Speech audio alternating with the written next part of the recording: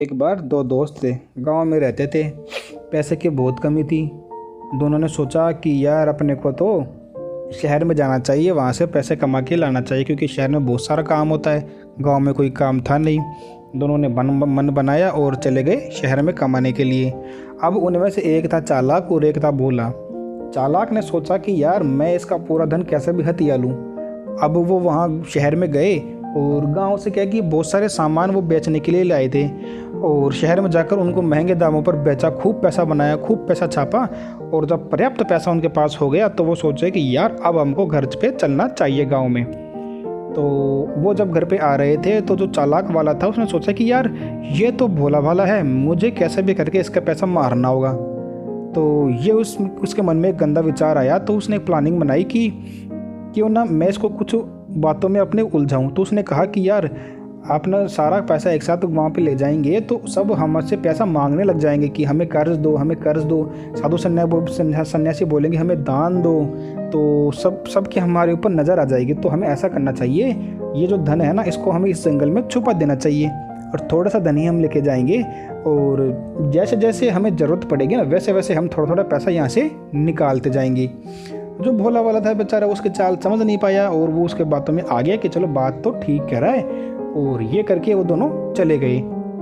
एक बार क्या हुआ कि वो जो जाने के बाद में वो जो चंट वाला चालाक वाला था ना, तेज वाला, वो जंगल में वापस आया और पूरा धन खोद के निकाल के ले गया। कुछ दिन बीते, भोला वाला था, उसको धन की ज़रूरत पड़ी, दोबारा पैसे की ज़रूरत पड़ी। तो उसने अपने दोस्त को कहा कि यार जंगल में मेरे साथ चल, मुझे पैसे की ज़रूरत है, मुझे तो जंगल में जाने से डर लगता है, तू मेरे साथ में चल।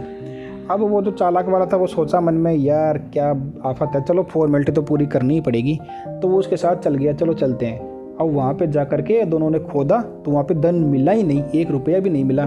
तो वो जो भोला वाला था वो रोने लग गया ज़ोर ज़ोर से। अब वो जो चालाक वाला था वो भी उसके साथ रोने लग गया कि बताने के लिए, हाँ भाई यार तेरे साथ तो गलत हुआ सच में। अब रोने के बाद में वो जो चालाक वाला था ना उसने बल्कि भोले वाले पे इल्ज़ाम लगा दिया कि कहीं ना कहीं तूने ही जो है पैसे सारे चुरा लिए यहाँ से।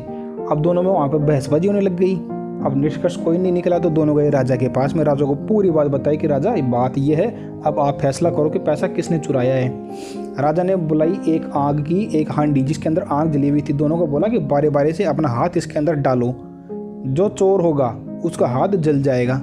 अब जो चालाक चंटे वाला था उसने ये काम करने से मना कर दिया कि राजा ये नहीं, मैं क्या है कि वन के अंदर एक देवता रहता है, वो देवता आपको गवाही देंगे। तो राजा को भी ये बात सही लगी, चलो वन के देवता से पूछते हैं। वहाँ जब वो महल से सब सारे लोग जंगल में जा रहे थे तो जो चंट चालाक वाला था उसने अपने पिताजी को कह दिया था कि पिताजी जहाँ हमने धन गाड़ा था उसके पास में एक पेड़ है, जो पेड़ बहुत खोखला है, उसके अंदर आप बैठ जाना और जब पूछे हम तो आप बोल देना। तो ठीक है, उसका पिताजी जाके पेड़ के खोखले में बैठ गया। अब राजा और वो दोनों दोस्त वहाँ पर पहुँचे जंगल में।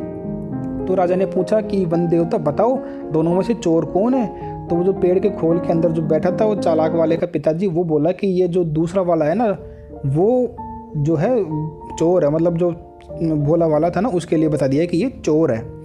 अब जो भोला वाला था ना उसने कहीं से पता लगा लिया कि यहाँ पे तो ये देवता की आवाज़ नहीं तो कोई इंसान की आवाज़ है। तो उसने क्या किया, उस पेड़ के नीचे जड़ों में आग लगा दी। अब आग लगी तो वो जो उसका पिताजी था वो आग से जलने लगा। तो चिल्लाता हुआ बाहर निकला, और चिल्लाता हुआ बाहर निकला तो सबने फिर पकड़ लिया उसको रंगिया। तो फिर उसने राजा को पूरी सब बात सच सच बता दी कि राजा मेरे ही बेटे की गलती थी, इसी ने सारा धन चुराया था।